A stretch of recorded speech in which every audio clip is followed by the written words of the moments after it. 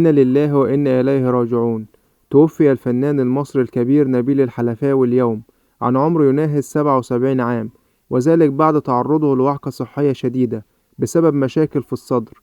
ونقل الفنان الراحل إلى المستشفى الثلاث الماضي، وتم حجزه في غرفة العناية المركزة، وتدهورت حالته الصحية في الساعات الأخيرة حتى رحل عن عالمنا.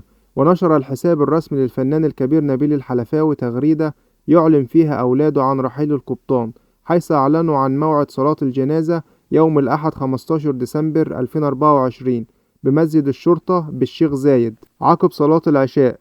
وجاءت التغريدة كالآتي: مش القبطان اللي كاتب التدوينة دي، لأ، احنا أولاده وليد وخالد الحلفاوي. الوالد ربنا استجاب له دعاه ولم يمر بعذاب طويل، وربنا ما خذلهوش. شكرا على كل الحب والدعاء.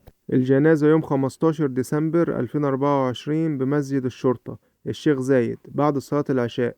رحم الله الفقيد وأسكنه فسيح جناته، وإنا لله وإنا إليه راجعون.